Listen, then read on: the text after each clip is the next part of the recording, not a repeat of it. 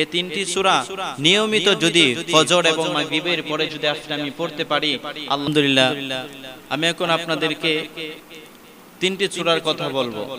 এই তিনটি সূরা যদি আপনারা নিয়মিত পড়তে পারেন, আল্লাহ তাআলা আপনাকে আমাকে এই তিনটি সূরা নিয়মিত যদি ফজর এবং মাগরিবের পরে যদি আমি পড়তে পারি, আল্লাহ তাআলা আপনাকে আমাকে সাপ বিচ্ছুর কামড় থেকে, অর্থাৎ যত ধরনের আফত বিপদ, রোড অ্যাক্সিডেন্ট এবং যত প্রকারের বিপদ আপদ রয়েছে, সাপের কামড়, সাপ বিচ্ছুর কামড়, সকল প্রকার আফত বিপদ থেকে আল্লাহ তাআলা এই তিনটি সূরার আমলের উসিলায় আল্লাহ তাআলা আপনাকে আমাকে মাফ করবে।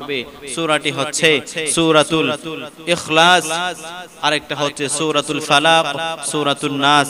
এই তিনটি সূরা যদি আপনি ফজরের নামাজের পরে এবং মাগরিবের নামাজের পরে প্রতিদিন নিয়মিত যদি পড়তে পারেন, আল্লাহ তাআলা আপনার আমার সকাল থেকে সন্ধ্যা পর্যন্ত, সন্ধ্যা থেকে শেষ রাত পর্যন্ত, ফজর পর্যন্ত আমি বিভিন্ন জায়গা দিয়ে চলাফেরা করি, ওই চলাফেরার ক্ষেত্রে সাপ বিচ্ছুর ভয় থাকে, রোড অ্যাক্সিডেন্টের ভয় থাকে, আল্লাহ তাআলা সকল প্রকার বিপদ আপদ থেকে আহসান করবেন, হেফাজত করবেন। শুধু খালি তাই নয়, সুসংবাদ নিয়ে যান।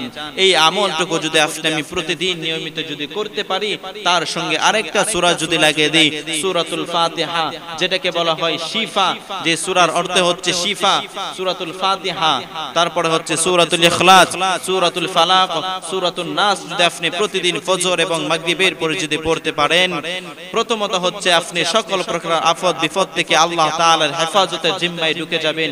দ্বিতীয়ত হচ্ছে আল্লাহ তাআলা আপনি যে কাজের জন্য বের হয়েছেন, আপনি যে ব্যবসার জন্য বের হয়েছেন, আপনি যে পাসপোর্ট জমা দেওয়ার জন্য বের হয়েছেন, কাগজপাতি করার জন্য বের হয়েছেন, চাকরির জন্য বের হয়েছেন, ইনশাআল্লাহ তাআলা আল্লাহ তাআলার উপর যদি ভরসা রেখে আমলটাই প্রতিদিন মাগরিব এবং ফজরের পরে করতে পারেন, আল্লাহ তাআলা আপনাকে আমাকে সফল কাম করে ঘরের ভিতরে ফিরাবেন ইনশাআল্লাহ। আল্লাহ তাআলা আমাদের সকলকে এই আমলটুকু প্রতিদিন নিয়মিত করার তৌফিক দান করুক। সকলে পড়েন আমিন।